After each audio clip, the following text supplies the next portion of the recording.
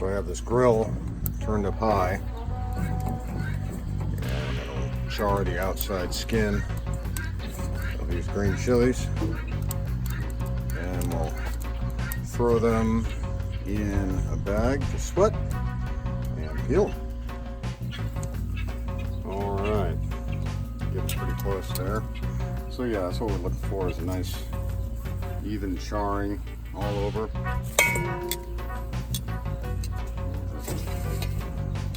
Grab them as they're fishing up, and then just wrap them in the bag, let them sweat for about 10 minutes. Makes the skins really easy to peel. Here we have the primary ingredients for our green chili stew. We've got a roasted green chili, some garlic, probably use a couple of those onions. We have a piece of a pork picnic roast and a rump roast. This is kuni pastured hog, the other red meat from right here on our farm. So let me show you what we do with all this. I've diced the pork into about 1/2-inch pieces. I have some flour to dust it. The flour is unseasoned because salt will draw the water out of the meat and prevent browning. So just straight flour, and of course a little leaf lard from that same pig. Fried in. So I'm going to put this into a cast iron pan, nice and hot, and then I'm going to dust this with flour. I'll shake it out in the colander, and then we'll fry it up in 2 batches. We don't want to crowd the pan too much, and get a nice golden brown caramelization on it.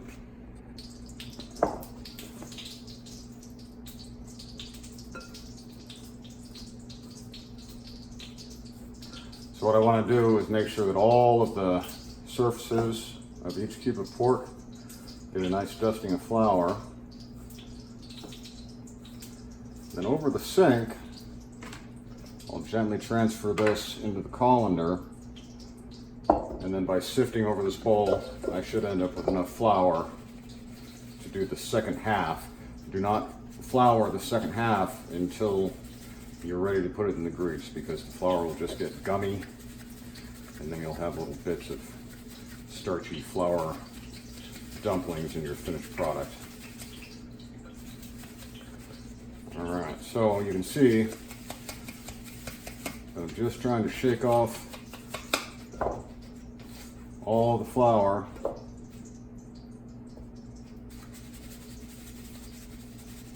We're not trying to make a roux here, but the flour that coats this pork is going to give some velvety body to the eventual broth in the soup.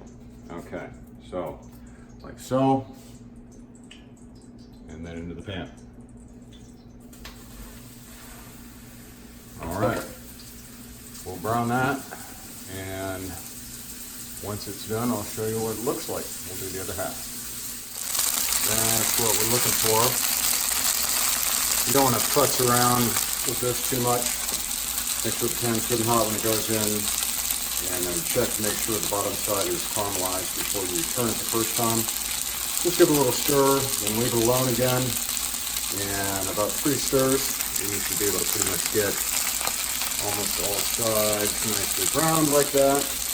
So now we're going to transfer this into our large soup pot, and we'll work on the rest of the meat. And the broth for this is going to be pork stock made from that same pig.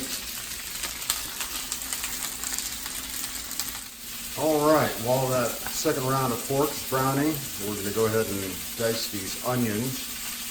These were fresh picked in the garden today, but the technique is the same regardless of whether they're from the store or whatever. There is a way that most people who teach knife skills say to do this that I disagree with. What they say is leave your root end on and split the onion like so, peel,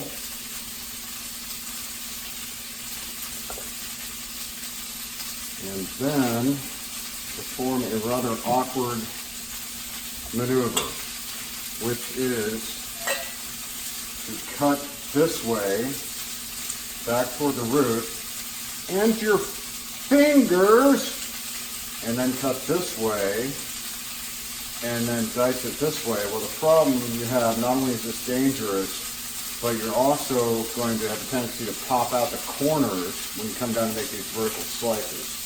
So let me show you a better way. Top comes off, root comes off.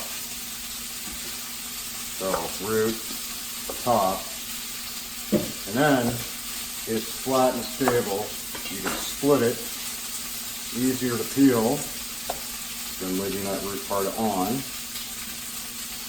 Then, instead of doing all that stuff, just leave a little bit of material on this far edge of the onion. So you're just going to slice straight down and not cut through that, like so. And then, when we come in to do our dice, we're going to make a radial progression with the knife, like so. So we're starting over here, and then we just change the pitch. When we get halfway, dink, flop that over, and now all that's left is that part you left intact, just like so. So now you have a very even dice, a lot safer, a lot more stable. So to show you what it looks like at speed,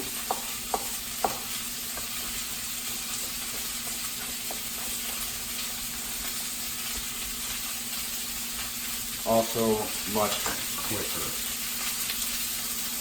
Now with the garlic, what I like to do, rather than trying to peel these cloves while they're whole, I like to cut that root end off, because it's hard and not appetizing, on all the cloves, and then come back through and split each one in half.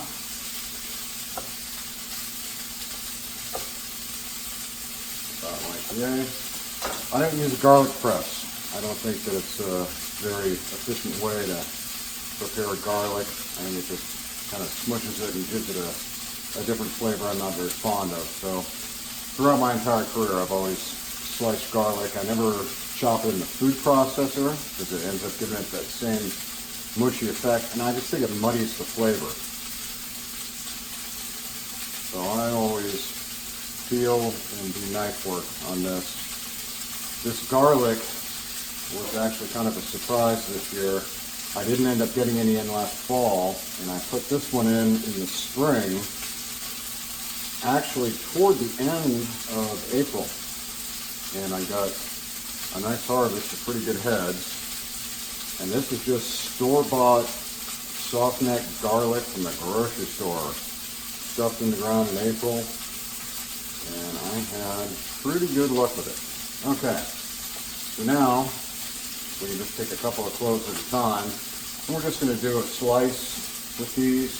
I want to be able to see them floating around in the broth, but I don't want any chunks that are so large that they're unappetizing. So just nice fine slices.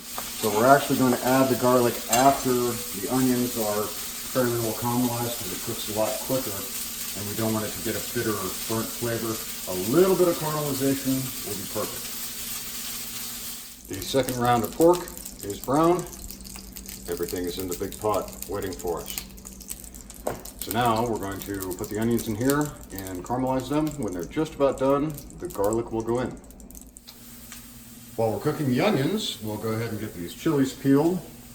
If you've roasted them properly, so you've got a good blackening of the skin, and they're fresh chilies, still have a lot of moisture in them, they're just a dream to peel.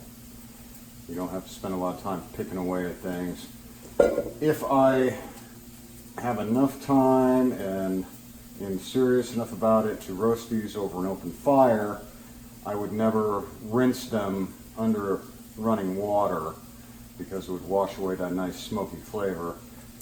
In this case, I could if I wanted to, but I usually try to just peel them and get whatever extraneous seeds out as I can with my fingers. So just like so, pinch that top, pull the seeds out, split it open, and that looks pretty good.